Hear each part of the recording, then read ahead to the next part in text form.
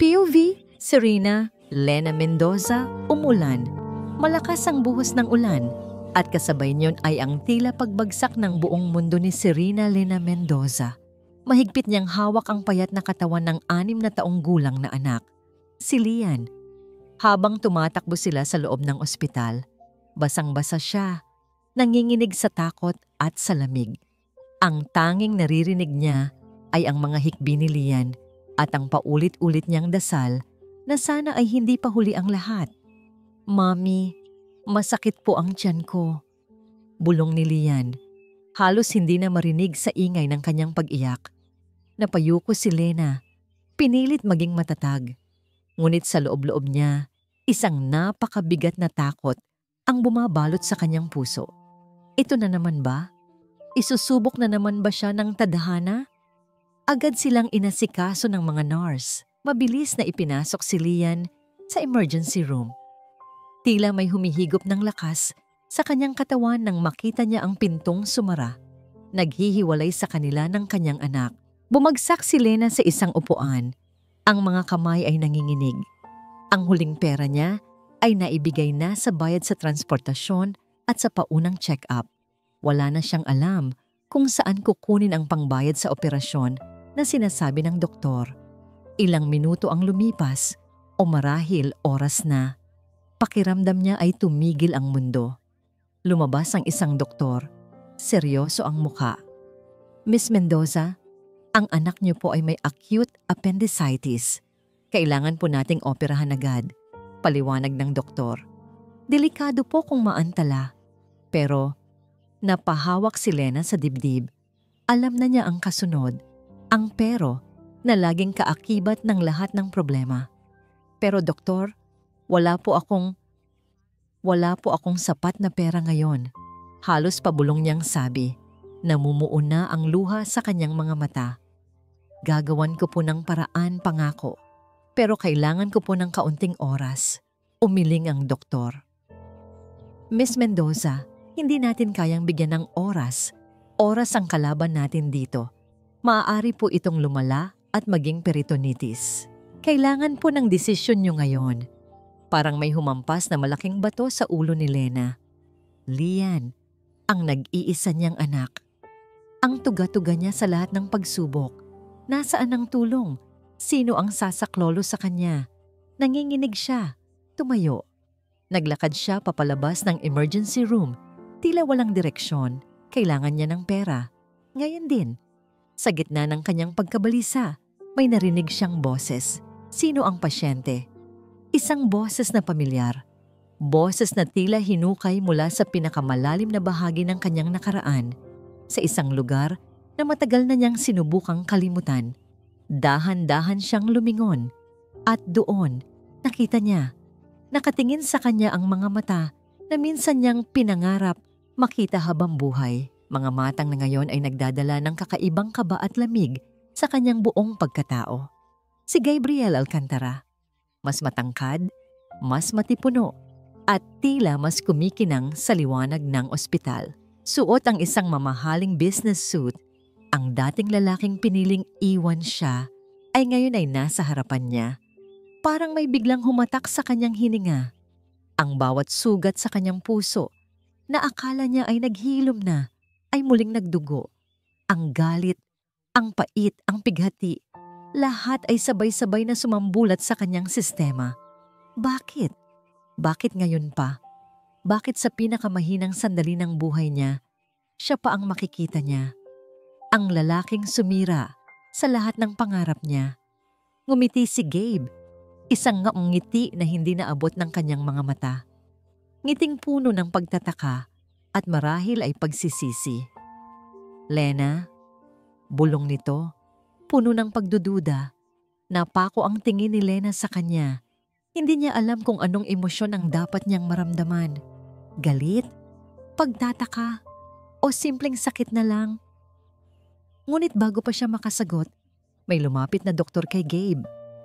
"Sir Gabriel, salamat po at dumating kayo.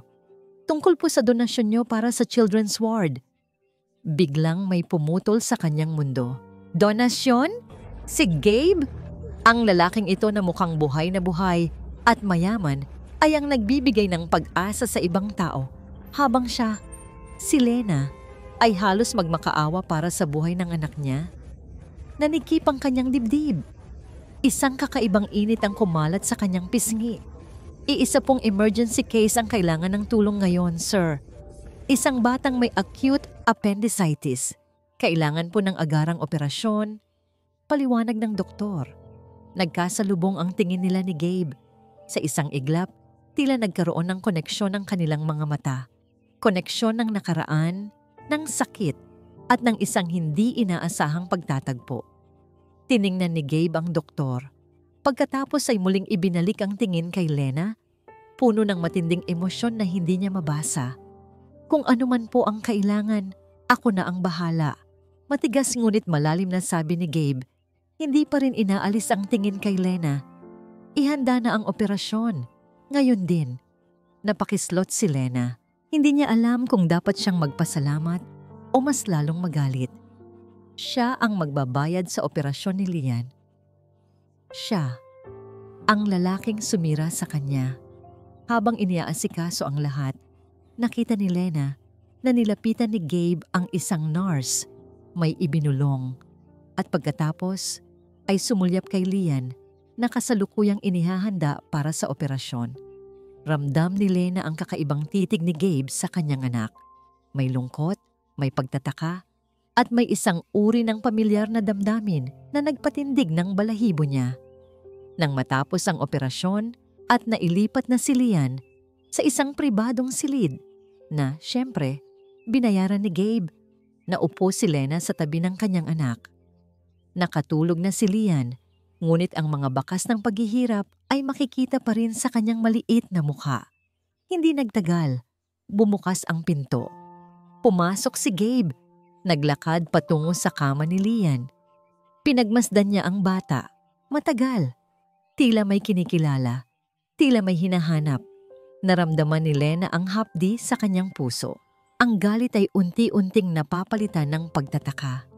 Ano ba ang tumatakbo sa isip ng lalaking ito?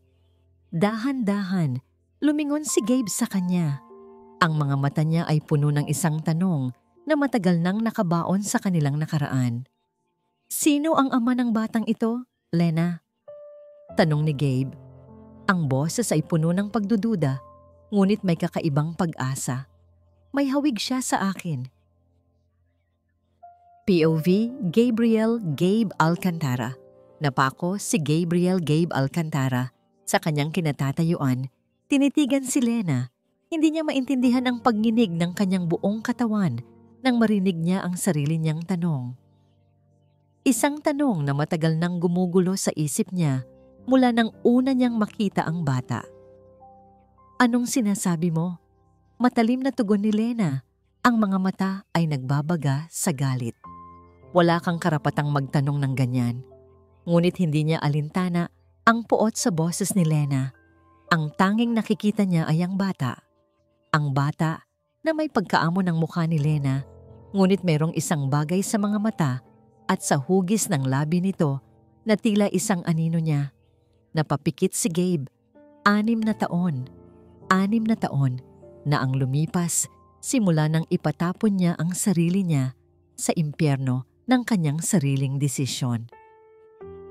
Ang sakit ng paglisan, ang pait ng pagtalikod sa babaeng mahal na mahal niya, ay muling bumalik. Mas matindi ngayon. Flashback. Napakainit noon sa rooftop cafe. Ang paborito nilang lugar ni Lena kung saan nila pinangarap ang kanilang kinabukasan.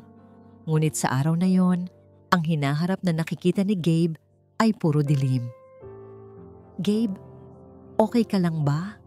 Tanong ni Lena, hinahawakan ng kanyang kamay. Simula nang lumabas ka sa ospital, ang tahimik mo. Inalis niya ang kanyang kamay. Hindi niya kayang titigan ang mga mata nito na puno ng pag-asa habang ang kanyang mundo ay unti-unting gumuguho. Ang chart nangyari sa kanya. Ang chart nangyari sa kanya mula sa ospital. Ang doktor na nagbigay sa kanya ng diagnosis. Liver cancer, stage 4. Kailangan nating maghiwalay, Lena. Matigas niyang sabi. Pilit na iniiwasan ng tingin nito. Gabe, anong nangyayari sa'yo? Gulat na gulat si Lena. Nagbibiro ka ba? Umiling siya. Hindi ako nagbibiro. May iba na ako. Ikakasal na ako. Ang sakit sa mga mata ni Lena. Ang pagkabasag ng kanyang puso. Ito ang pinakamahirap na bagay na ginawa niya. Sino? Sino ang babaeng yan, Gabe? Tanong ni Lena, halos hindi na makahinga. Hindi mo na kailangang malaman. Sagot niya. Babayaran ka na lang ng nanay ko para lumayo ka. Magsimula ka ng bagong buhay. Nakita niya ang luha na pumatak mula sa mga mata ni Lena. Ang mapait na ngiti sa labi nito. Ganoon na lang ba kadali para sa'yo, Gabe? Ganoon na lang kadali akong ipagpalit? Hindi siya sumagot. Hindi niya masabi ang totoo. Hindi niya kayang sabihin na ginagawa niya ito para protektahan siya mula sa sakit ng kanyang pagkamatay. Mas gugustuhin niyang kamuhian siya ni Lena kaysa makita itong malungkot sa kanyang pagkawala. Ang iniisip niya noon, iyon ang pinakamamahal na pag-ibig, ang magsakripisyo kahit kapalit ay ang kanyang sariling kaligayahan. End of flashback. Bumalik si Gabe sa kasalukuyan. Heto siya ngayon, nakatayo sa harapan ng kanyang nakaraang pag-ibig at isang bata na posibleng bunga ng kanilang pagmamahalan.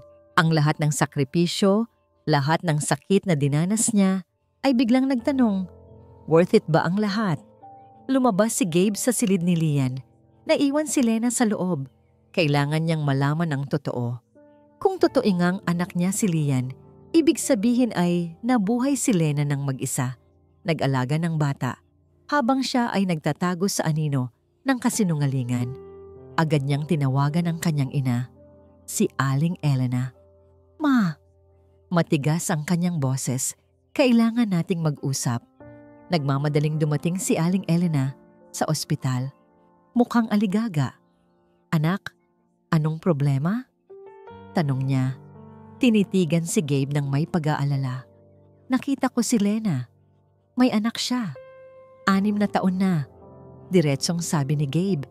Nanlaki ang mga mata ni Aling Elena. Si Lena, nasaan siya? Huwag mong baguhin ang usapan, ma. Sabi ni Gabe, pinigilan ang pagtaas ng kanyang boses. Bakit 6 na taon na ang nakalipas, hindi mo man lang sinabi sa akin na may anak siya? Anak ko ba si Lian? Nag-iba ang ekspresyon ng mukha ni Aling Elena. Mula sa pag-aalala, naging pagtatago. Gabriel, wala kang sakit noon. Hindi ka pwedeng magkaanak. Huwag kang mag-isip ng ganyan. Siguro ay anak ng iba yan. Hindi kanya pwedeng lokohin. Ang mga salita ng kanyang ina ay tila suntok sa kanyang sikmura.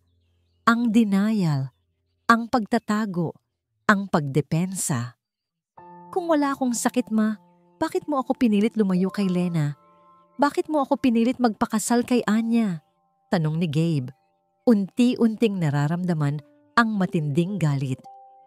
Para sa kabutihan mo, anak. Sigaw ni Aling Elena. Halos maiyak na. Akala ko mamamatay ka. Ayoko lang na masaktan si Lena kung mangyari iyon. At saka, si Anya. Kilala siya. Magaling siya. Tutulungan ka niya. Hindi sumasagot si Gabe. Ang sakit sa kanyang puso ay lumalalim. Ang sakit ng pagtataksil na hindi niya naisip na magagawa ng kanyang sariling ina. Pumasok si Gabe sa opisina ng ospital. Humingi ng pahintulot na makakuha ng sample ng dugo ni Lian para sa DNA testing. Pilit siyang pinigilan ng administrator, ngunit sa huli, napilitan din itong pumayag dahil sa impluwensya ni Gabe. Habang naghihintay ng resulta, pilit niyang nilalapitan si Lena. Ngunit bawat pagtatangka ay tinatanggihan nito. Ang bawat pagtatangka ay nauuwi sa matalim na salita at mga mata na puno ng pagkamuhi.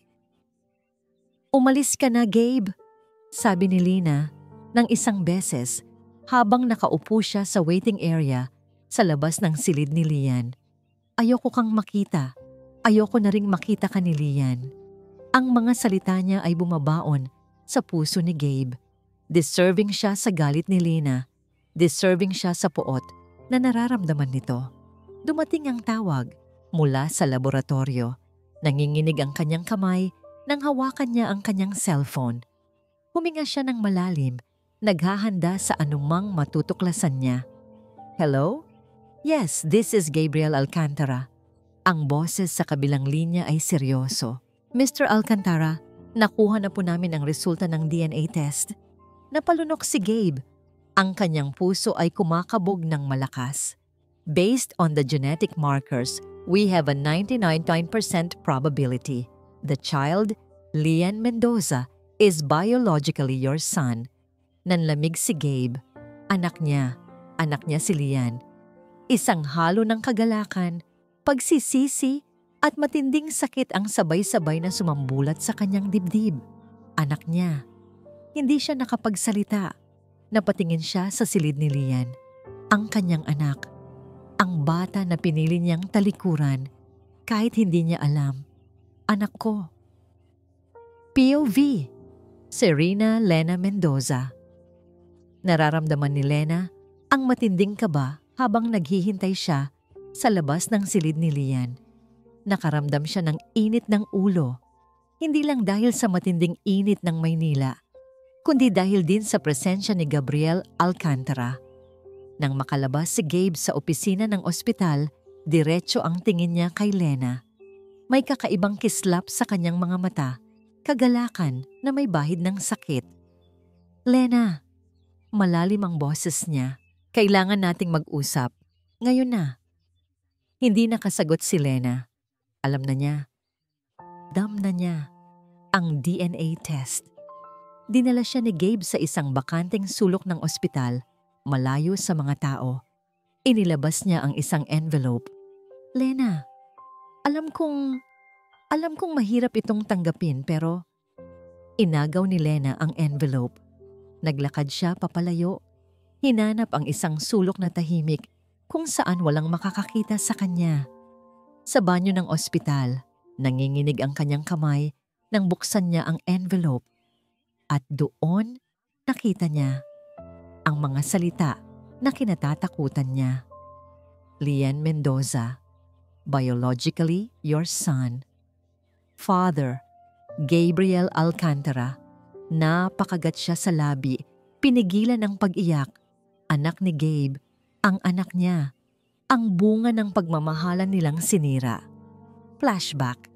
Nakaupo siya sa gilid ng kama sa kanyang maliit na apartment. Sa isang kamay ay ang ultrasound result. Sa kabila naman ay ang ticket papuntang Amerika. 6 na linggo.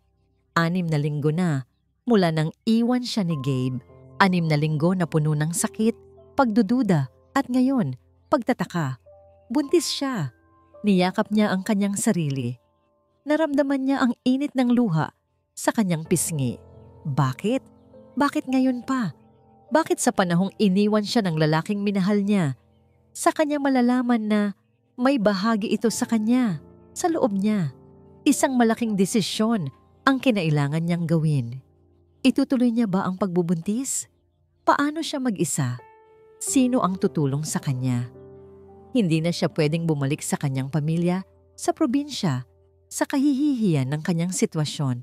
Ngunit nang makita niya ang maliit na imahe sa ultrasound, ang maliit na tibok ng puso, napagdesisyonan niya, lalaban siya para sa kanyang anak. Sa Amerika, magsisimula siya ng bagong buhay.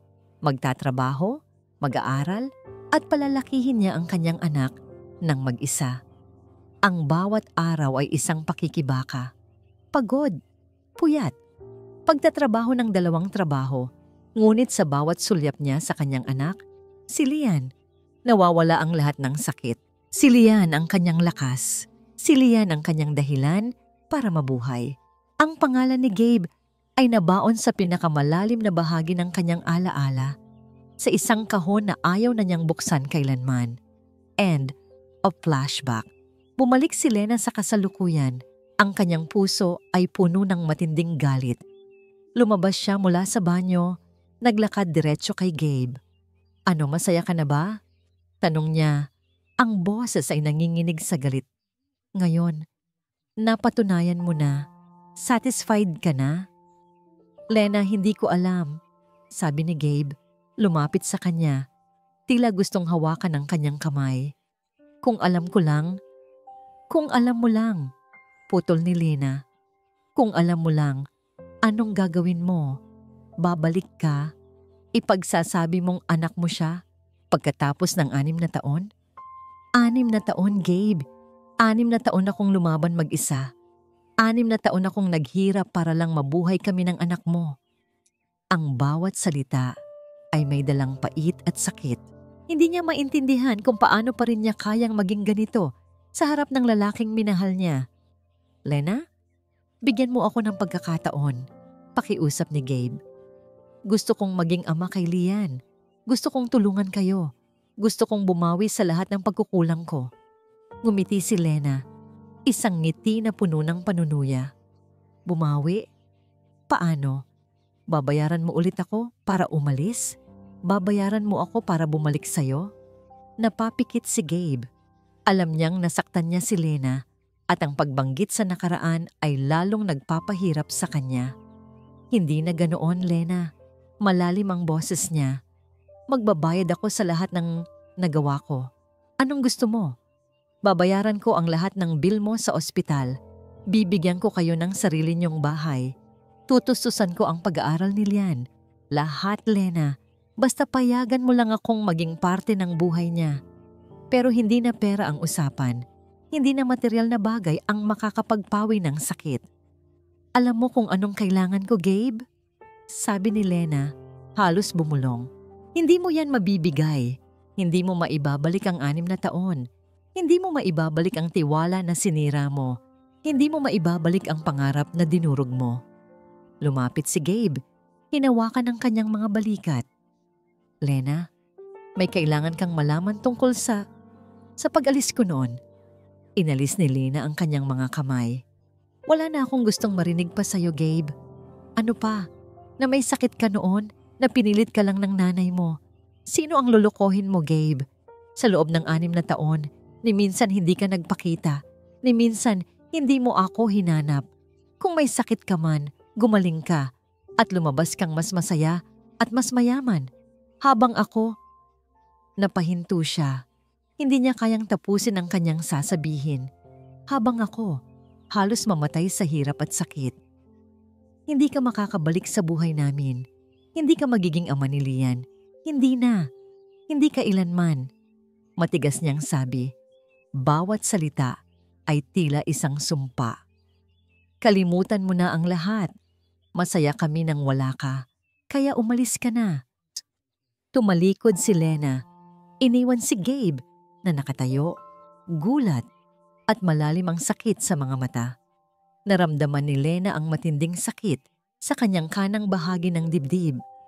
Isang matalas na kirot na pilit niyang pinipigilan. Pagod na siya. Pagod na sa lahat.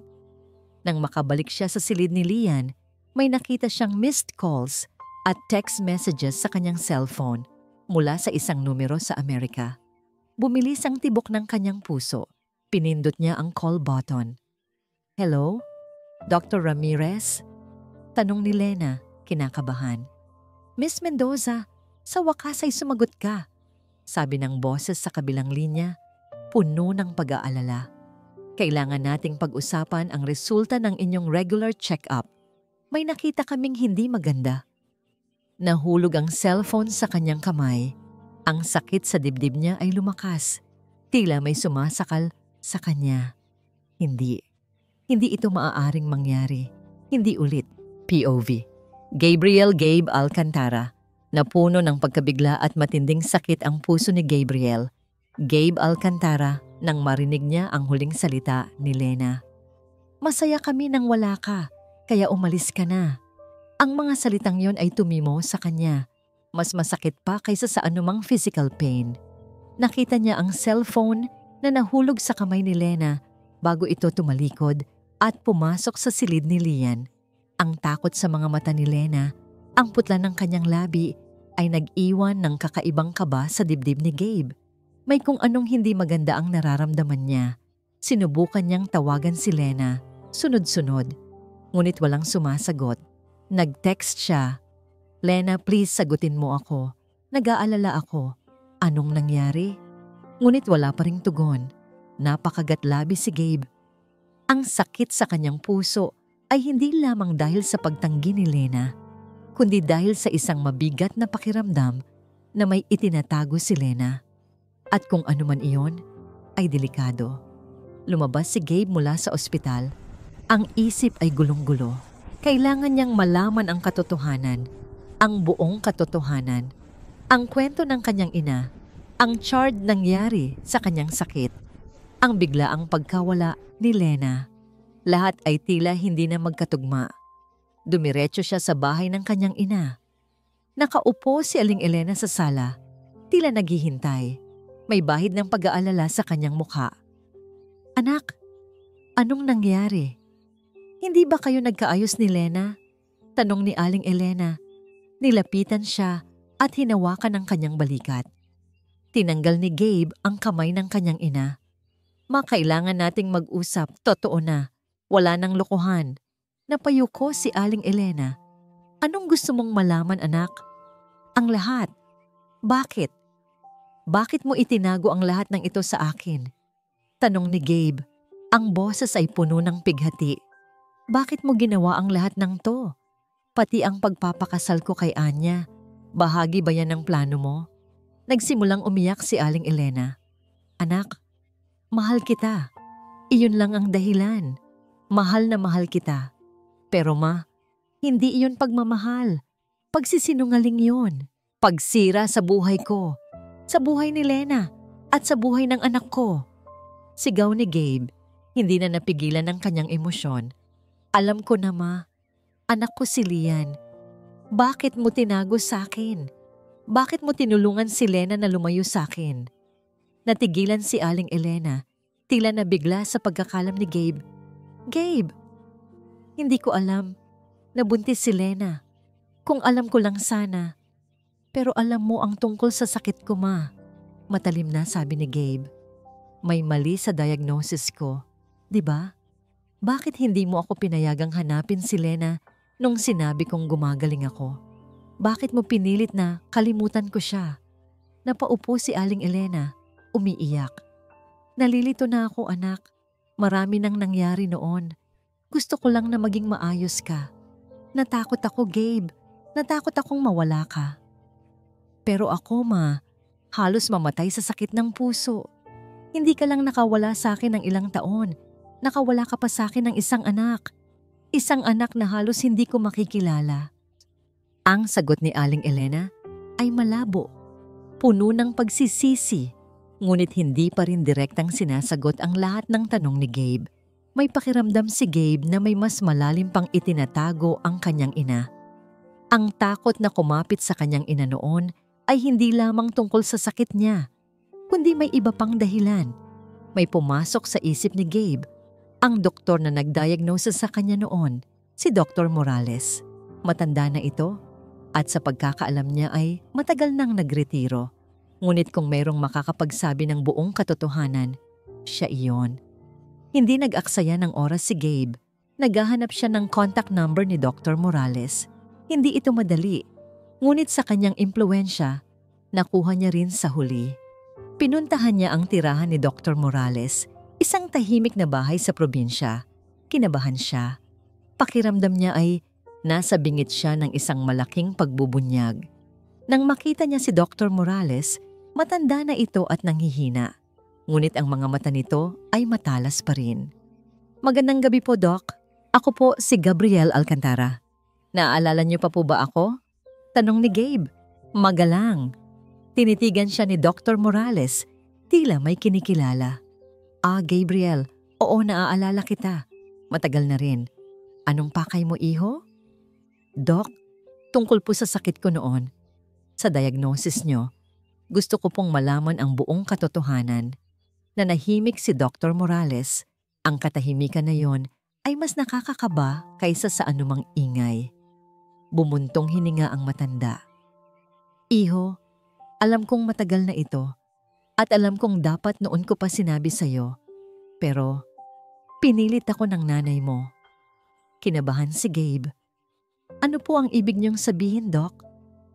Ang diagnosis mo noon, Gabriel, ay mali. Mahinang sabi ni Dr. Morales, puno ng pagsisisi. Hindi ka nagkaroon ng liver cancer. May malalim na problema sa gallbladder mo na nagdulot ng mga sintomas, pero hindi ito cancer. Nalaman ko yon pagkatapos ng mga karagdagang test. Pero, bago ko pa masabi sa'yo, lumapit sa akin ang nanay mo. Nanlamig si Gabe. Ang kanyang buong katawan ay tila pinasuko ng grabidad. Anak, may kailangan kang malaman. Tungkol sa sakit mo noon, hindi ito ang buong katotohanan. Ang bawat salita mula kay Dr. Morales ay tila isang matalim na balaraw na tumatagos sa puso ni Gabriel. Pihami. Gabe Alcantara, hindi cancer, mali ang diagnosis. At ang kanyang ina, si Aling Elena, ay alam ang lahat ng ito. Ano po ang ibig niyong sabihin, Doc? Alam ni Mama na hindi ako may sakit. Halos hindi na makapagsalita si Gabe. Tumango si Dr. Morales, ang muka ay puno ng pighati. Oo, Gabriel. Nalaman niya ang tunay na resulta ilang araw pagkatapos ng unang diagnosis. Naalala ko, halos hindi niya matanggap. Pero nang masigurado na hindi cancer, may iba siyang ipinakiusap sa akin. Napakunot ang noo ni Gabe. Ano po iyon, Doc? Na, huwag kong sasabihin sa'yo. Gusto niyang maniwala ka pa rin na may sakit ka para layuan mo si Lena. Naniwala siya na mas magiging maayos si Lena nang wala ka at mas magiging ligtas ka kung lalayo sa anumang stress. Nag-alala siya ng sobra na baka bumalik ang sakit kahit na hindi naman talaga cancer. Sobrang takot niyang mawala ka, Gabriel, lalo pa at may history ng cancer sa inyong pamilya ang tiyo mo. Ramdam ni Gabe ang unti-unting paglamig ng kanyang buong katawan. Hindi siya makapaniwala. Ang lahat ng sakripisyo, ang lahat ng sakit, ang lahat ng pagdurusa niya at ni Lena ay nakabase sa isang kasinungalingan, isang malaking sabwatan. Pinilit niya akong sumunod sa kanya. Patuloy ni Dr. Morales, napayuko. Binayaran niya ako, Gabriel. Binayaran niya ako para manahimik. Ikinahihiya ko ang lahat ng yon, iho. Patawarin mo ako. Hindi na niya marinig ang mga huling salita ni Dr. Morales.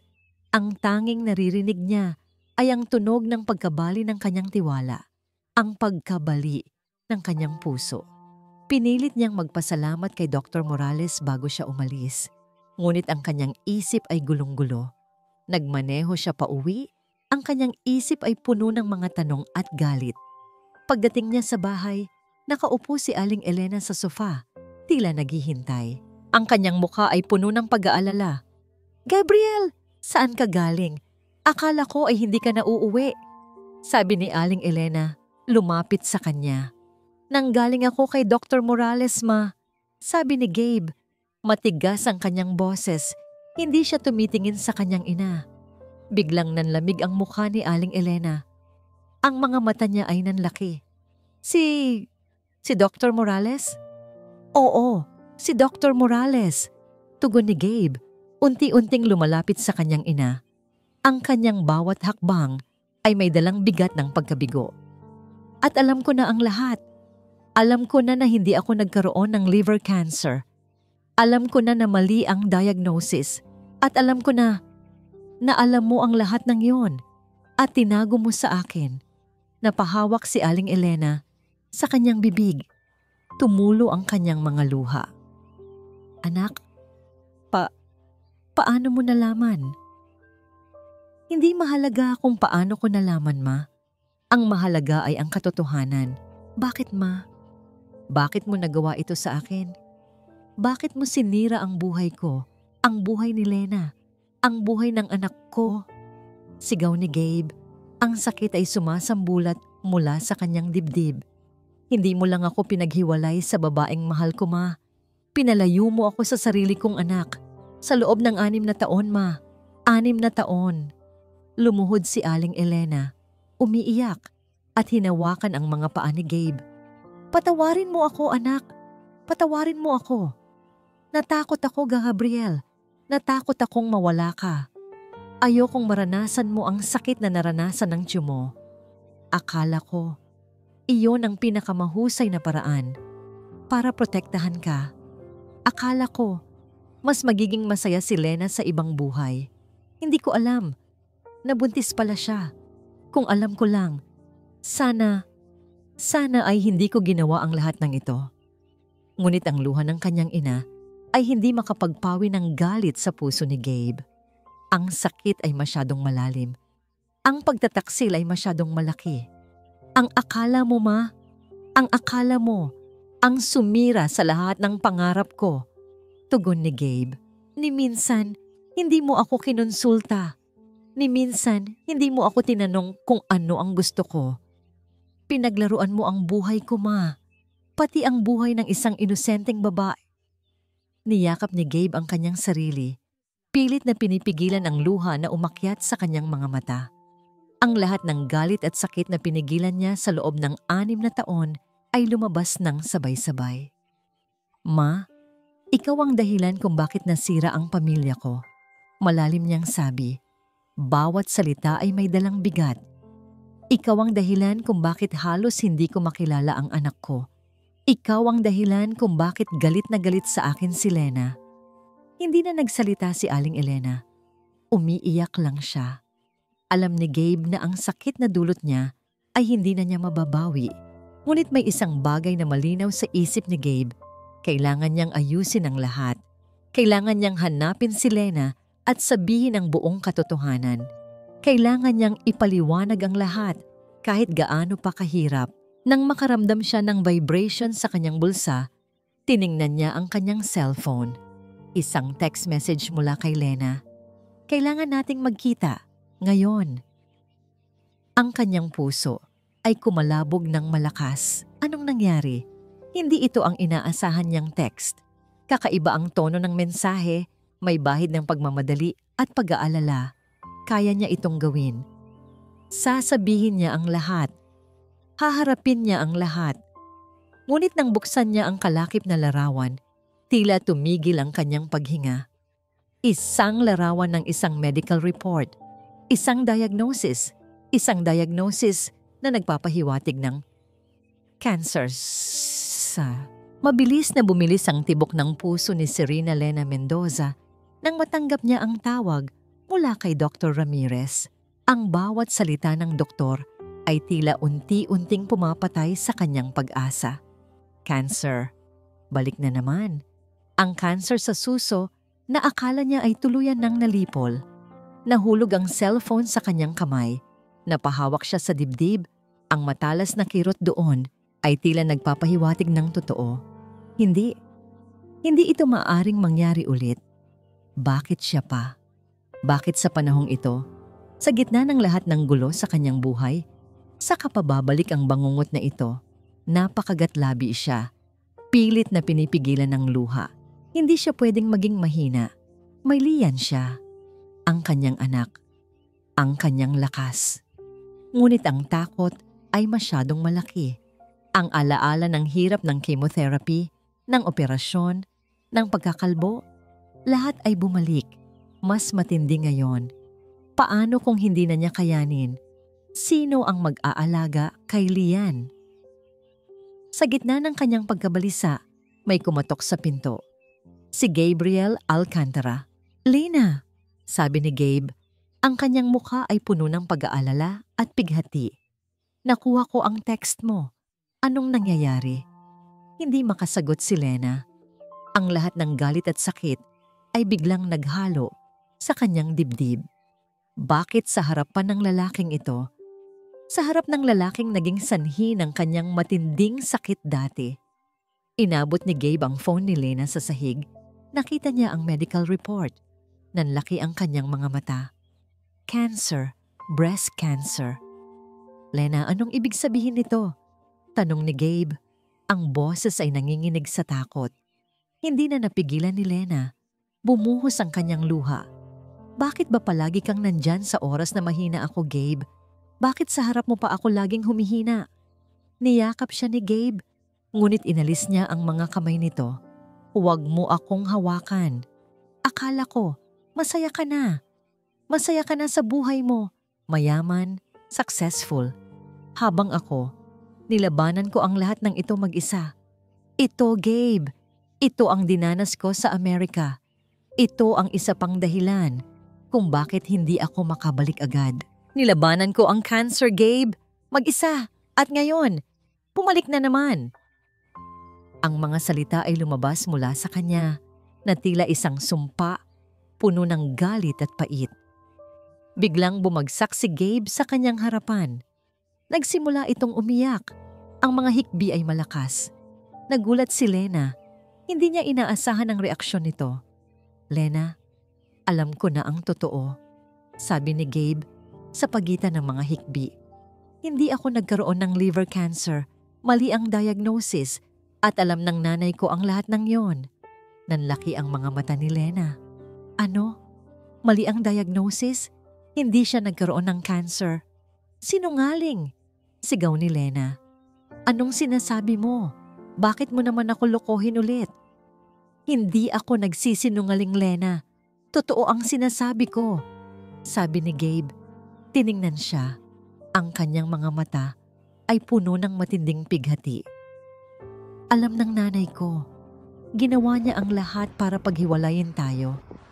Para paniwalain akong mamamatay ako. Para paniwalaan kang may asawa na ako. Para bumalik ka na lang sa probinsya at kalimutan ako. Hindi ko alam na hindi ako may sakit noon. Hindi ko alam na niloko niya tayong dalawa. Ang lahat ng galit, sakit, at pagkabigla ay sabay-sabay na sumambulat sa isip ni Lena. Ang lalaking ito, na akala niya ay namamatay na at nagpakasal sa iba, ay wala palang sakit.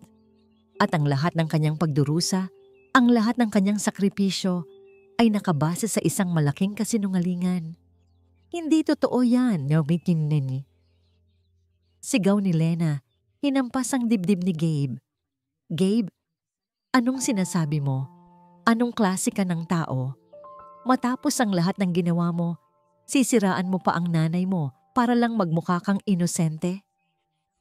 Hindi, Lena. Nalaman ko lang din ngayon, sabi ni Gabe. Hinawakan ng kanyang mga kamay. Nanggaling ako kay Dr. Morales, sinabi niya ang lahat. Hindi ako may sakit. At alam ng nanay ko ang lahat ng ito. Ginawa niya ang lahat para protektahan ako. Kaya pinaniwala niya tayong dalawa na may sakit ako at naiiwan kita para sa ibang babae para hindi ka na masaktan kapag nawala ako. Napaupo si Lena sa sahig. Ang kanyang isip ay gulong-gulo. Ang lahat ng pangyayari sa kanyang buhay ay tila isang malaking palaisipan na ngayon pa lang nabubuo. Ang lalaking ito, na akala niya ay karapat-dapat sa lahat ng kanyang galit, ay biktima rin pala ng kasinungalingan ng kanyang ina. Ngunit ang katotohanan na ito ay hindi nagpapagaan ng sakit niya. Hindi nito nababawasan ang kanyang takot sa cancer na bumalik. Kahit totoo yan, Gabe, ano ngayon? Tanong ni Lena, puno ng pait. Ano ngayon? Nawala ka pa rin sa buhay ko ng 6 na taon. 6 na taon kong kinaya ang lahat mag-isa. 6 na taon kong pinaniwala ang sarili ko na deserving ako sa lahat ng sakit na yan. Ngayon, eto ako. May cancer na naman. At ikaw may anak. Anong magbabago? Lalaban tayo, Lena, sabi ni Gabe. Hinawakan ang kanyang mukha. Pilit na pinupunasan ang kanyang mga luha. Sasamahan kita. Hindi na ako aalis. Hindi na ako susuko. Pero ang tiwala ni Lena ay sirang-sira na. Ang sakit ay masyadong malalim. Ang pagtataksil, hindi lang sa kanya, kundi sa kanyang anak, ay hindi niya matatanggap agad. Hindi ko na alam, Gabe, bulong ni Lena, umiling. Hindi ko na kayang magtiwala. Hindi ko na kayang lumaban. Biglang tumayo si Lena. Naramdaman niya ang matinding pagkahilo. Kailangan niya ng sariwang hangin. Kailangan niyang lumayo sa lalaking ito. Sa lahat ng kasinungalingan na bumabalot sa kanila. Aalis ako, sabi ni Lena. Tumalikod. Lena, saan ka pupunta? Tanong ni Gabe. Tumayo at sinundan siya. Ngunit hindi siya sumagot. Tumakbo si Lena palabas ng ospital, patungo sa labas. Ang kanyang isip ay puno ng gulo. Ang kanyang dibdib ay puno ng sakit. Ang ulan ay tumila na, ngunit ang kanyang mundo ay tila binabagyo pa rin. Naglakad siya ng walang direksyon sa mga kalsada ng Maynila. Naramdaman niya ang sakit, ang takot, ang galit. Ang lahat ay tila isang malaking bangungot na ayaw matapos. Bakit ako pa? Bakit ulit? Bulong niya sa kanyang sarili, habang ang mga luha ay patuloy na umaagos sa kanyang mga pisngi.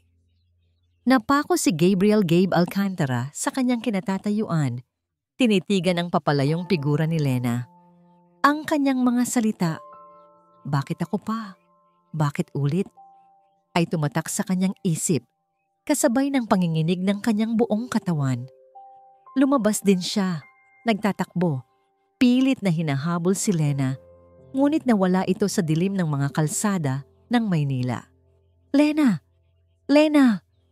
Sigaw niya, ngunit tanging echo lang ng sarili niyang boses ang narinig niya. Napakagat siya sa labi. Napasuntok siya sa pader ng ospital, puno ng matinding galit sa kanyang sarili. Ang lahat ng kasinungalingan, lahat ng pagtatago ay bumalik para maningil. At ngayon, si Lena, ang babaeng mahal na mahal niya, ay muling nagdurusa dahil sa kanya. Bumalik siya sa ospital, ang kanyang isip ay gulong-gulo. Kailangan niyang hanapin si Lena. Kailangan niyang tiyakin na ligtas ito. Ngunit saan? Wala siyang ideya kung saan ito pupunta. Nang makabalik siya sa waiting area, may nakita siyang isang pamilyar na mukha. Si Anya Santos, ang babaeng naging asawa niya sa kasinungalingan.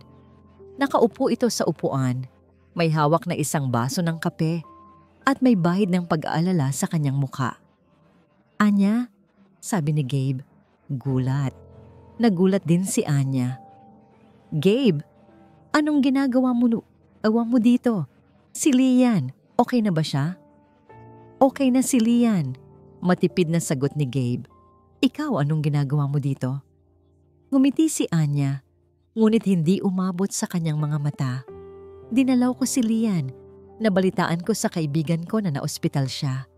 Alam kong malapit ka rin sa pamilya ng mga Mendoza, kaya naisip kong baka nandito ka rin. Napataas ang kilay ni Gabe. Kaibigan? Alam niyang si Anya ay dating kaibigan ni Lena, ngunit matagal na yon. Ang pag-aalala ni Anya ay tila, sobra. Kailan ka pa naging ganoon ka-close sa mga Mendoza para malaman ang lahat ng balita tungkol kay Lian? Tanong ni Gabe, may bahid ng pagdududa sa kanyang boses. Napakagatlabi si Anya. Matagal na rin. Nag-uusap pa rin kami ni Lena minsan. Pero alam ni Gabe na nagsisinungaling si Anya. Sinubukan niyang hanapin ang mga lumang social media account ni Lena at nakita niyang wala itong contact sa sino mang kaibigan mula sa nakaraan. Lena was a lone wolf. Anya, anong connection mo kay Aling Elena? Diretsong tanong ni Gabe. Pilit na tinitigan si Anya. Nagulat si Anya. Bakit mo naman natanong yan, Gabe? Matagal na tayong hindi nagkikita. Bakit ganyan ka makatingin? Diretsuhin mo ako, Anya. Alam ko na ang totoo tungkol sa sakit ko. Alam ko na mali ang diagnosis. At alam ko na alam din ito ni Mama. Parte ka ba ng kasinungalingang yon? Namutla si Anya. Ang kanyang mga mata ay nag-iwas sa tingin ni Gabe. Gabe, hindi ko alam ang sinasabi mo. Huwag ka nang magsinungaling, Anya, sabi ni Gabe, puno ng galit. Alam ko na tinulungan ka ni Mama na magpanggap na asawa ko para lumayo ako kay Lena. Bakit mo ginawa yun, Anya? Alam mo ang pinagdadaanan namin ni Lena noon. Kaibigan mo siya. Naglabas ng buntong hininga si Anya. Ang kanyang mga mata ay puno ng luha. Hindi ko ito sinadya, Gabe. Naniwala lang ako sa nanay mo na iyon ang pinakamahusay na paraan. Natakot din ako para sa'yo. Natakot ka para sa akin, Anya? O natuwa ka dahil may pagkakataon kang makalapit sa akin? Matalim na tanong ni Gabe. Nagulat si Anya. Ang kanyang mukha ay namutla. Anong ibig mong sabihin?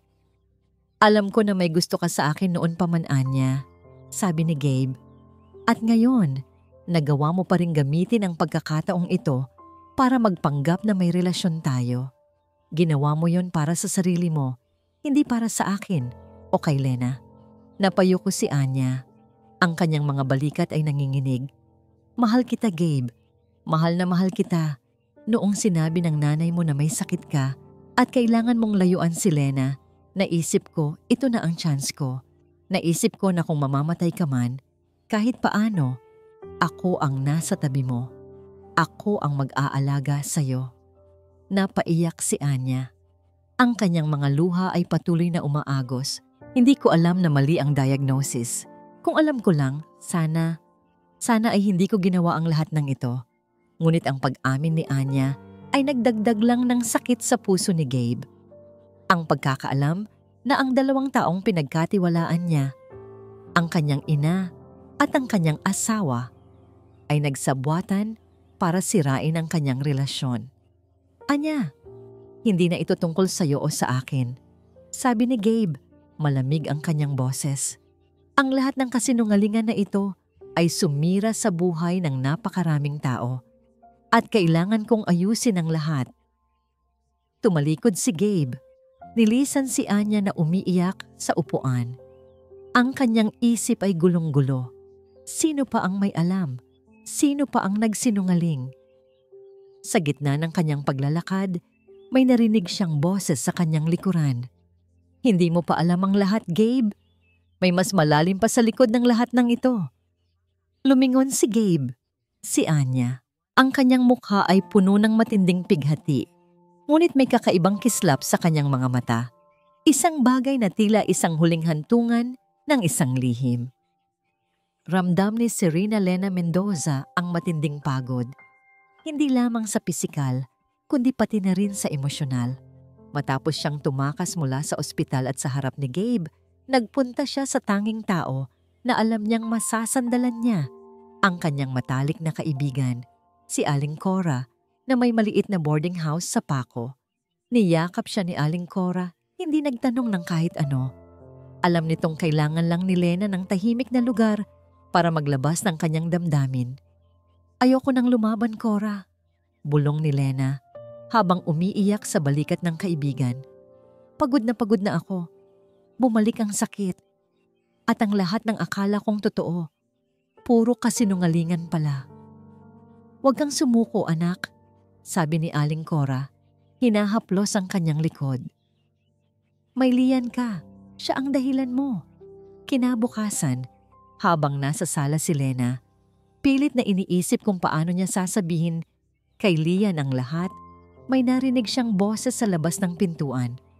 Ma, kailangan ko pa rin kausapin si Lena. Hindi ako titigil hanggat hindi niya ako pinapatawad. Si Anya. Nanlamig si Lena. Si Anya? Anong ginagawa niya dito? Mabilis na nagtago si Lena sa likod ng kurtina, pilit na pinakikinggan ang usapan. Anya, anak, huwag ka nang magpumilit, sabi ng boses ni Aling Elena, na tila galing sa tawag sa telepono. Sabi ni Gabe, alam na niya ang totoo. Galit na galit siya sa akin. Hindi ko alam kung paano ko aayusin ang lahat ng ito. Pero ma, hindi pwede yan, tugon ni Anya. Akala ko ba magkasama tayo dito? Akala ko ba mananalo ako sa huli? Hindi pwedeng balikan ni Gabe si Lena. Alam mo ang lahat ng pinlano natin. Para may martilyong humampas sa ulo ni Lena. Plan. Kanilang plano. Nanginginig ang kanyang mga kamay. Anya, ang kanyang matalik na kaibigan, ang babaeng naging saksi sa lahat ng kanyang pagdurusa. Pero Anya, nakita niya ang resulta ng DNA test. Alam na niya na anak niya si Lian. At nalaman na niya ang tungkol sa sakit niya na hindi totoo. Kahit na, hindi siya pwedeng bumalik kay Lena. Hindi ba't pinlano nating maging mag-asawa kami? Na kailangan ko siyang alagaan kapag namatay siya. Naisip ko na kung mamamatay siya, kahit paano, ako ang magiging huling alaala niya. Mahal na mahal ko siya, ma. Ginawa ko ang lahat ng ito para sa kanya. Hindi na kinaya ni Lena. Lumabas siya mula sa likod ng kurtina. Ang kanyang mukha ay puno ng matinding galit at pagtataksil. "Anya!" sigaw ni Lena. "Anong sinasabi mo? Anong plano? Anong nangyayari dito?" Nagulat si Anya. Ang kanyang cellphone ay nahulog mula sa kanyang kamay. Ang kanyang mukha ay namutla. Tila nakakita ng multo. "Lena, ikaw, anong ginagawa mo dito?" Nauutal na tanong ni Anya. "Ako dapat ang nagtatanong niyan, Anya. Anong plano? Anong kinalaman mo sa lahat ng ito? Sa kasinungalingan ni Gabe? Sa kasinungalingan ng nanay niya? Alam mo ang lahat. Alam mo na hindi siya may sakit. Alam mo na magpapakasal siya sa'yo. Lena, please." Pakiusap ni Anya. Lumapit sa kanya. Tila gustong hawakan ang kanyang kamay. "Hindi mo naiintindihan. Hindi naiintindihan?" Sigaw ni Lena. Itinulak si Anya. "Pinaniwala mo akong kaibigan kita, Anya. Naging saksi ka sa lahat ng sakit ko. Sa lahat ng luha ko. Habang ikaw, nasa likod ko, nakikipagsabwatan sa nanay niya para lang makuha ang lalaking minahal ko." Tumulo ang luha ni Anya. "Lena, mahal na mahal ko si Gabe. Simula noon pa man, nung iniwan ka niya at nalaman ko na may sakit siya, naisip ko, ito na ang chance ko para alagaan siya. Akala ko, mawawala na siya. Ayoko lang na mag-isa siya. Pero hindi mo ako inisip, Anya. Hindi mo inisip ang sakit na idudulot mo sa akin? Sa anak ko?" Galit na tanong ni Lena. "Pati ikaw. Niloko mo ako. Lahat kayo. Nagsinungaling sa akin. Lahat kayo nagtaksil sa akin." Bumagsak si Lena sa sahig, umiiyak. Ang lahat ng kanyang mundo ay tila gumuguho. Ang tanging tao na pinagkatiwalaan niya, ang kanyang kaibigan, ay parte rin pala ng kasinungalingan. Sino pa ang dapat niyang paniwalaan? Sino pa ang dapat niyang pagkatiwalaan? Pakiramdam niya ay nag-iisa na siya sa mundo. Ang sakit na nararamdaman niya ay mas masahol pa kaysa sa sakit ng kanyang katawan. Lian, bulong ni Lena, ang kanyang anak, ang tanging taong mahalaga sa kanya. Kailangan niyang lumaban.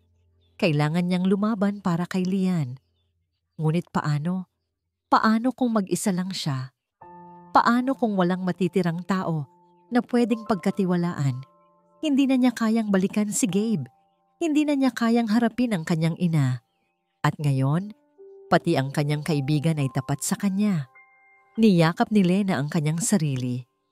Ang kanyang mga luha ay patuloy na umaagos. "Anak, tayo lang ang magkasama sa laban na ito." Bulong niya sa kanyang natutulog na anak, habang ang sakit sa kanyang dibdib ay tila bumabaon sa kanyang buto. Napuno ng pagkabigla at matinding sakit ang puso ni Gabriel. Gabe Alcantara, nang marinig niya ang huling salita ni Anya. "Hindi mo pa alam ang lahat, Gabe. May mas malalim pa sa likod ng lahat ng ito." Ang kanyang mga salita ay tumatak sa kanyang isip, kasabay ng panginginig ng kanyang buong katawan. Hindi na niya kayang maghintay. Kailangan niyang malaman ang lahat. Kaya niya ang katotohanan. Agad siyang bumalik sa bahay ng kanyang ina. Nakita niya si Aling Elena na nakaupo pa rin sa sofa, umiiyak. Ngunit sa pagkakataong ito, wala na siyang nararamdamang awa, tanging matinding galit at pagkabigo. "Ma, anong sinabi ni Anya sa akin?" Diretsong tanong ni Gabe. "May mas malalim pa ba sa likod ng lahat ng kasinungalingan mo?"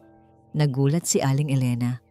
"Anak, hindi ko alam ang sinasabi mo. Huwag ka nang magsinungaling, Ma." Sabi ni Gabe, matalim ang kanyang boses. "Niyaya mo si Anya na magpanggap na asawa ko para lumayo ako kay Lena. Anong kapalit? Anong mas malalim pa sa kasinungalingan mo?" Napayuko si Aling Elena, umiiyak. "Anak, mahal kita. Gusto ko lang na maging masaya ka. Noong panahong nagkasakit ka, natakot akong mawala ka. Ayokong maranasan mo ang sakit na naranasan ng tiyo mo, pero alam kong mahal mo si Lena at kung mamatay ka, siya ang magdurusa. Kaya naisip ko, kung magpapakasal ka kay Anya na may gusto sa'yo, hindi ka mag-iisa at mas magiging madali para kay Lena na magpatuloy sa buhay nang wala ka. Pero ma, hindi yun pagmamahal. Yun ay pagkontrol, pagsira sa buhay ko. Sigaw ni Gabe, puno ng galit. Alam mo bang halos ikamatay ni Lena ang ginawa mo? At ang anak ko, ma. Ang anak ko na hindi ko nakasama sa 6 na taon. Paano mo nasikmura ang lahat ng yon?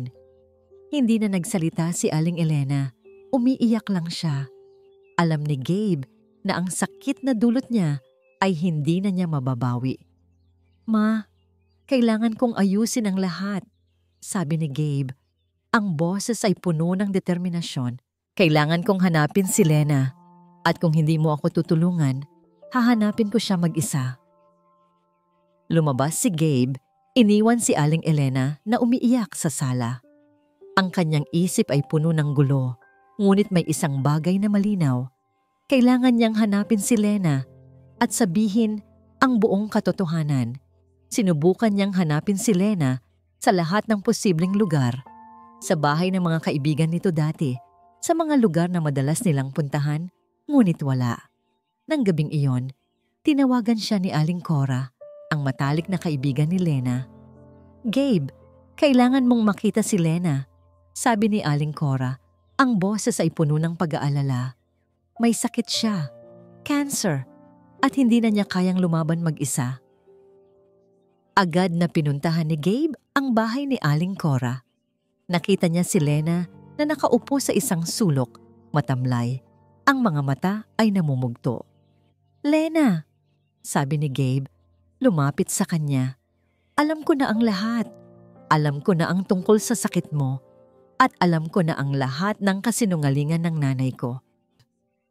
Tiningnan siya ni Lena. Ang kanyang mga mata ay puno ng galit at sakit.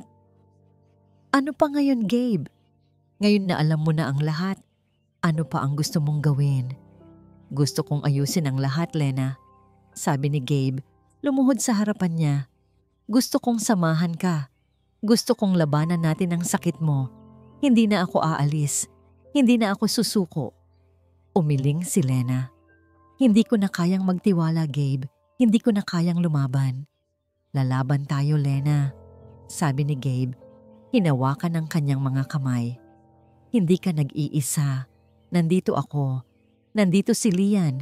Nandito ang mga taong nagmamahal sa'yo. Ikinuwento ni Gabe ang lahat ng nalaman niya kay Dr. Morales, ang tungkol sa malaking sabwatan ng kanyang ina at ni Anya, ang lahat ng kasinungalingan na sumira sa kanilang buhay. Sa bawat salita ni Gabe, unti-unting lumambot ang puso ni Lena. Nakita niya ang sinseridad sa mga mata ni Gabe. Nakita niya ang sakit at pagsisisi. Patawarin mo ako, Lena. Pakiusap ni Gabe, umiiyak. Patawarin mo ako sa lahat ng nagawa ko. Patawarin mo ako sa lahat ng sakit na dinulot ko sa iyo. Hindi nakasagot si Lena. Ang kanyang puso ay puno ng halo-halong emosyon. Galit, sakit. Ngunit mayroon ding isang maliit na bahagi ng pag-asa. Biglang may pumasok sa pinto, si Aling Elena. Ang kanyang mukha ay puno ng matinding pagsisisi. Lena, anak, sabi ni Aling Elena, lumuhod din sa harapan niya. Patawarin mo ako. Patawarin mo ako sa lahat ng kasinungalingan ko. Mahal kita, anak. Mahal na mahal ko kayong dalawa ni Gabriel. Ang pagdating ni Aling Elena ay nagdagdag lang ng gulo sa isip ni Lena. Ngunit sa mga mata ni Aling Elena, nakita niya ang sinseridad. Nakita niya ang pagmamahal. Ma, kailangan nating ayusin ang lahat, sabi ni Gabe. Tiningnan ang kanyang ina. Kailangan nating bumawi kay Lena. Hindi alam ni Lena kung anong dapat niyang gawin. Ang kanyang isip ay gulong-gulo. Ngunit sa loob-loob niya, may isang maliit na tinig na nagsasabi na baka sa pagkakataong ito ay may pag-asa pa. Sige, Gabe, sabi ni Lena. Mahina ang kanyang boses. Bigyan natin ng pagkakataon. Tumayo si Gabe. Inalalayan si Lena. Niyakap niya ito ng mahigpit. Salamat, Lena. Salamat. Dinala ni Gabe si Lena sa isang sikat na cancer specialist sa Maynila. Ang doktor, matapos makita ang mga record ni Lena, ay nagbigay ng isang balita na nagpagaan sa kanilang loob. May pag-asa pa, Miss Mendoza, sabi ng doktor, ngumiti. Hindi pa huli ang lahat. Lalaban tayo. Tiningnan ni Lena si Gabe. Ang kanyang mga mata ay puno ng pag-asa. POV. Si Rina Lena Mendoza ramdam ni si Rina Lena Mendoza ang bawat patak ng gamot na dumadaloy sa kanyang ugat. Mahina siya, pagod. At minsan, pakiramdam niya ay susuko na siya. Ngunit sa bawat pagdilat ng kanyang mga mata, nakikita niya si Gabe Alcantara, na nakaupo sa tabi niya, mahigpit na hawak ang kanyang kamay. Kaya mo yan, Lena, bulong ni Gabe, pinupunasan ng kanyang pawis na noo. Hindi ka nag-iisa. Sa loob ng mga linggo ng chemotherapy, naramdaman ni Lena ang presensya ni Gabe. Hindi ito umalis sa kanyang tabi. Nag-aalaga siya kay Lian, nagluluto ng pagkain, nagbabasa ng libro, at higit sa lahat, naging sandalan siya ni Lena. Sa bawat pagsusuka, sa bawat pagkahilo, sa bawat pagkakalbo, nandyan si Gabe. Unti-unting lumambot ang puso ni Lena. Nakita niya ang sinseridad sa mga mata ni Gabe, ang tunay na pagsisisi, ang tunay na pagmamahal. Isang araw, habang nagpapahinga siya, bumukas ang pinto. Si Aling Elena. May dalang bulaklak at prutas. Lena, anak, sabi ni Aling Elena, lumapit sa kanya.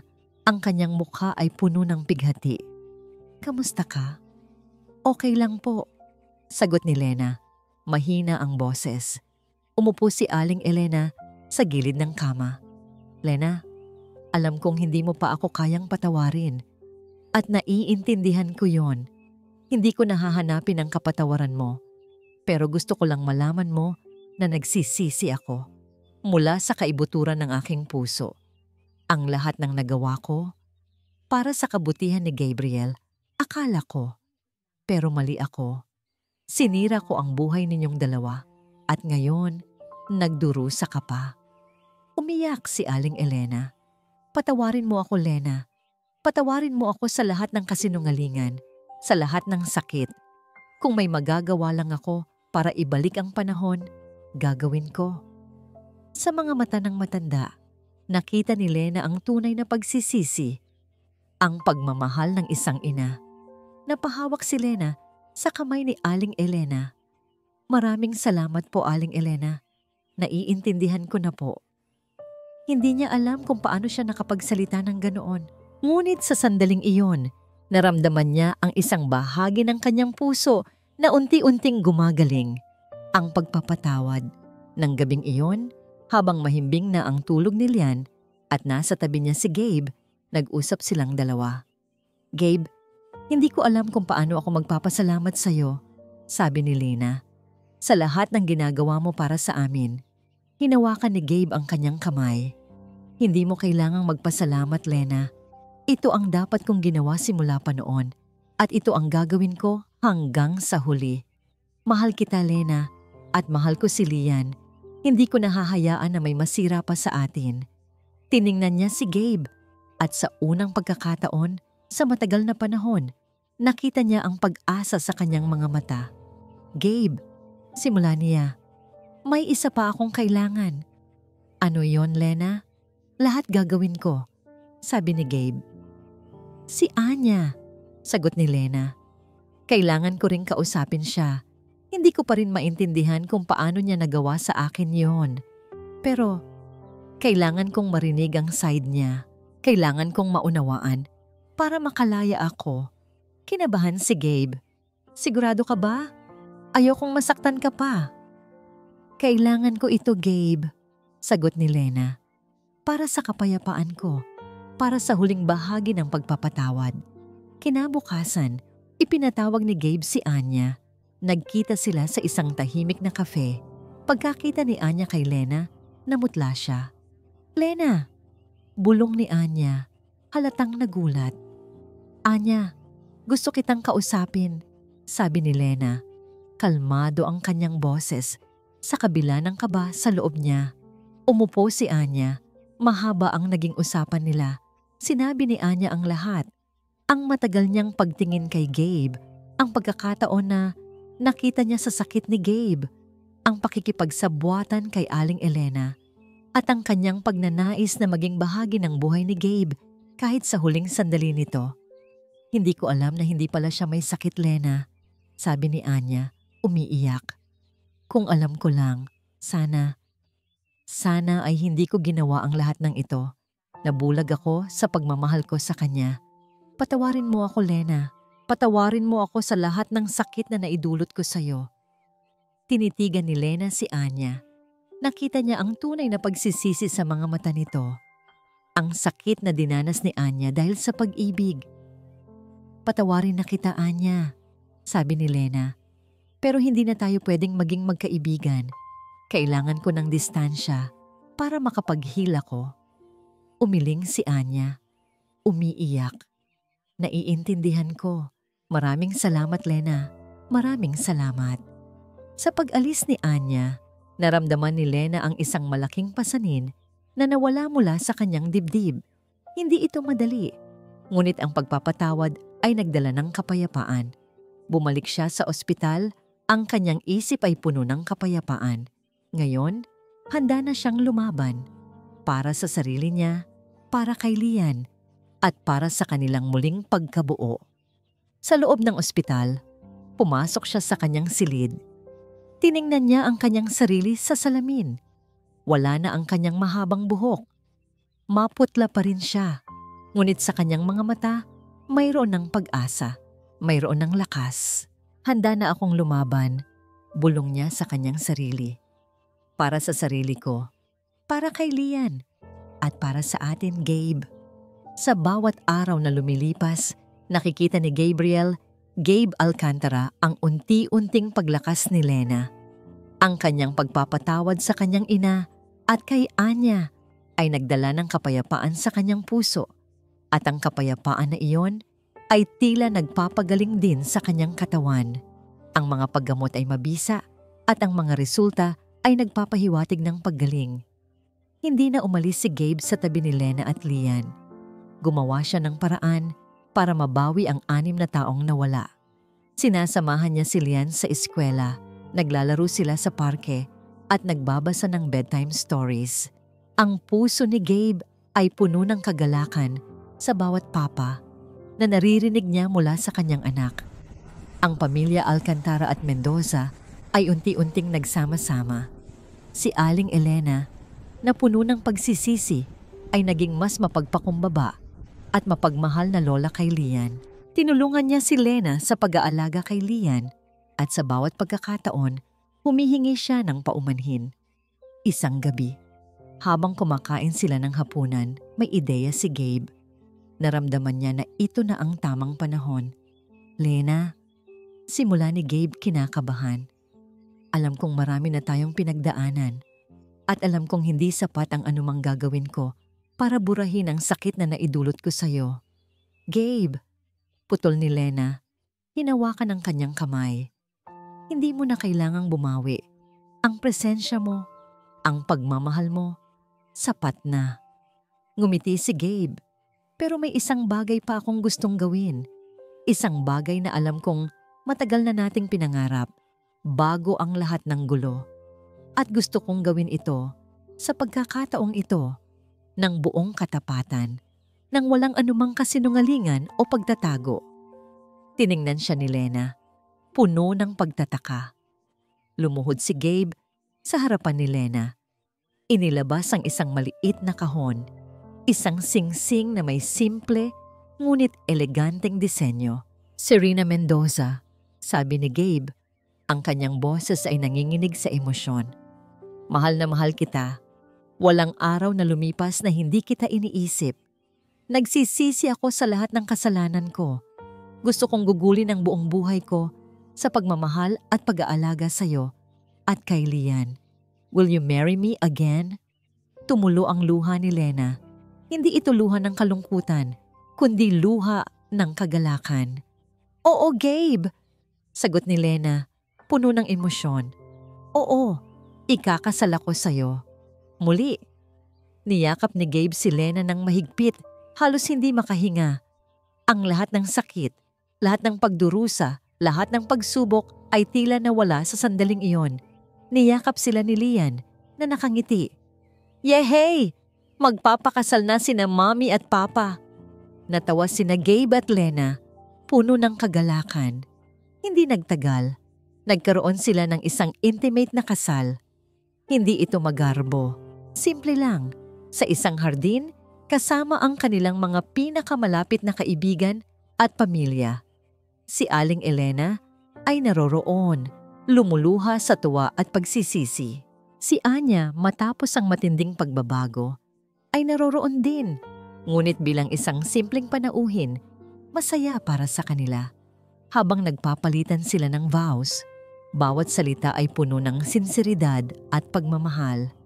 Gabriel Alcantara, simula ni Lena, pinatawad na kita. Pinatawad ko na rin ang sarili ko. Ngayon, handa na akong tanggapin ang pag-ibig mo ng buong buo. Pangako ko, mamahalin kita sa hirap at ginhawa, sa sakit at kalusugan, hanggang sa huling hininga ko. Serena Mendoza, sabi ni Gabe, ang kanyang mga mata ay puno ng pagmamahal. Pangako ko, hindi na ako kailanman magtatago ng anumang bagay sa iyo. Hindi na ako kailanman aalis sa tabi mo. Magsisimula tayo ng bagong buhay, puno ng katapatan at pagmamahalan. Pangako ko, aalagaan ko kayo ni Lian at gagawin ko ang lahat para maging masaya kayo.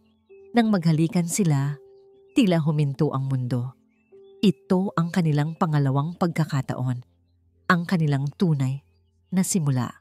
Nagtatakbo si Lian sa kanilang harapan, niyakap sila ng mahigpit. Mahal ko kayo, Mommy at Papa. Niyakap ni Gabe at Lena si Lian, ang kanilang mga puso ay puno ng kagalakan. Ito na ang simula, Gabe, bulong ni Lena. Nakatingin sa kanya, ang kanyang mga mata ay nagniningning. Ang totoo nating simula. POV, Serena, Lena Mendoza. Makalipas ang ilang taon, ang sikat ng araw ay sumisilay sa bintana, nagpapainit sa kanilang silid. Minulat ni Serena Lena Mendoza ang kanyang mga mata at ang unang nakita niya ay ang mukha ng kanyang asawa, si Gabriel Gabe Alcantara, na mahimbing pa ring natutulog sa tabi niya. Isang ngiti ang sumilay sa kanyang mga labi. Ito ang pangarap na akala niya ay kailanman ay hindi matutupad. Inalis niya ang kanyang kamay mula sa braso ni Gabe, pilit na hindi siya ginising. Bumangon siya, naglakad patungo sa bintana. Ang Manila skyline ay tahimik pa rin sa umaga. Ang kanyang buhay ay nagbago ng drastiko. Ang sakit niya ay tuluyan ng nalipol. Ang regular check-up niya ay puro magagandang balita na lang. Ang kanyang katawan ay malakas na ulit at ang kanyang kaluluwa ay puno ng kapayapaan. Bumaba siya sa kusina. Narinig niya ang tawanan mula sa sala.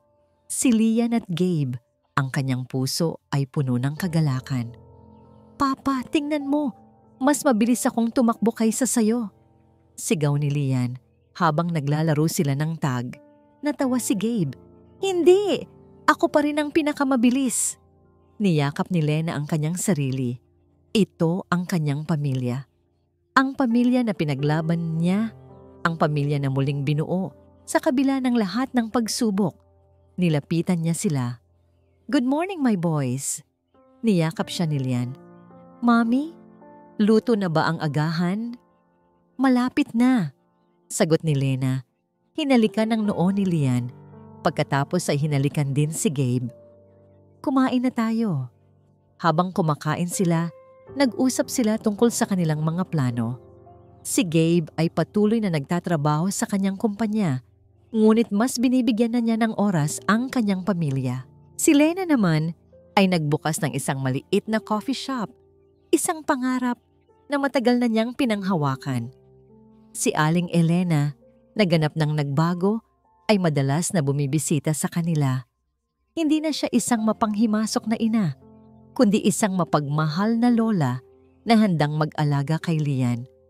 Natuto siya sa kanyang mga pagkakamali at ang kanyang pagmamahal sa kanyang pamilya ay ngayon ay ipinapakita na sa tamang paraan. Minsan, nakikita ni Lena si Anya sa coffee shop. Nakita niya na maligaya ito sa kanyang sariling buhay, may bagong career, at tila nakahanap na ng kapayapaan sa kanyang puso. Ngumiti sila sa isa't isa, isang ngiti na puno ng pag-unawa at kapatawaran, kahit na ang kanilang pagkakaibigan ay hindi na maibabalik tulad ng dati. Ang kanilang kwento, ang kwento ni Lena at Gabe, ay naging inspirasyon sa marami.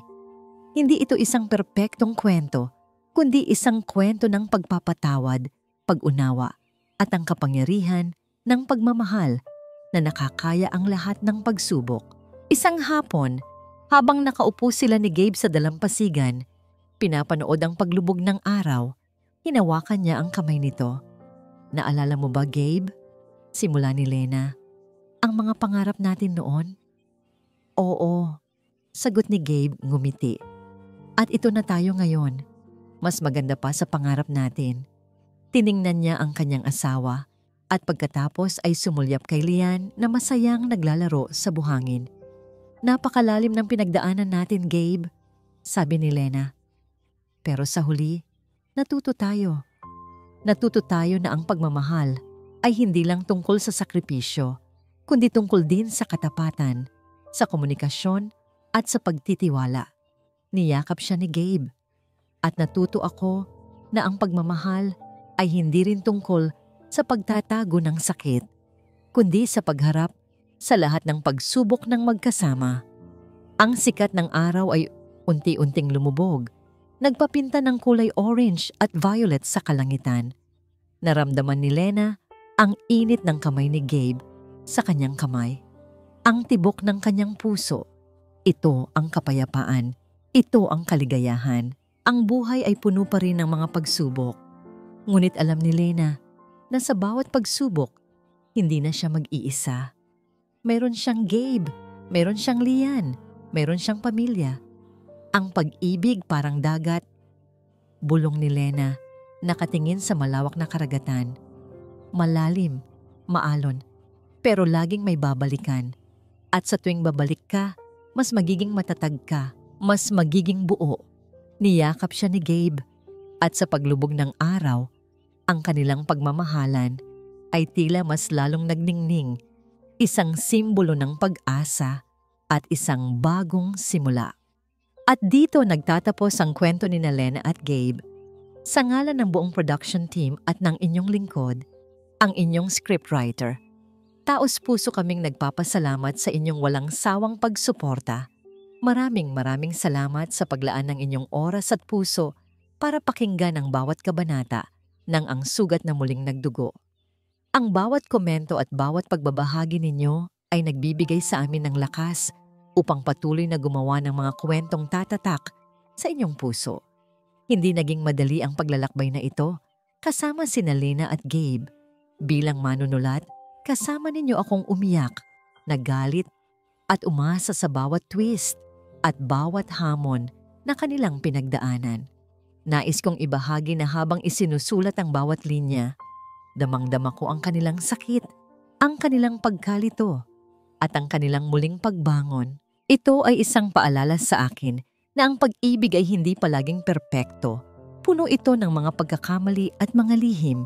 Ngunit sa huli, ang katotohanan at pagpapatawad ang magiging susi sa tunay na paghilom.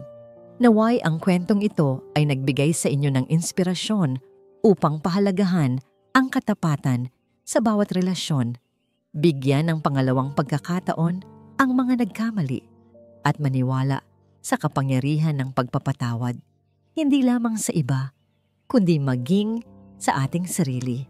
Tandaan natin na ang tunay na pag-ibig ay lumalampas sa mga pagsubok, lumalaban sa mga kasinungalingan, at laging nagtatagumpay sa huli. Basta't may bukas na komunikasyon at puso, na handang umunawa. Kami ay umaasa na ang istorya ni Lena at Gabe ay nag-iwan ng isang malalim at makabuluhang mensahe sa inyong mga puso. Huwag po kayong mag-atubiling ibahagi ang inyong mga saloobin at damdamin sa comment section. Ano ang pinaka-nagustuhan ninyo sa kwento? Anong aral ang inyong napulot? Ang inyong mga reaksyon ay lubos naming pinahahalagahan. Hanggang sa muli, maraming salamat po sa inyong pakikinig at suporta.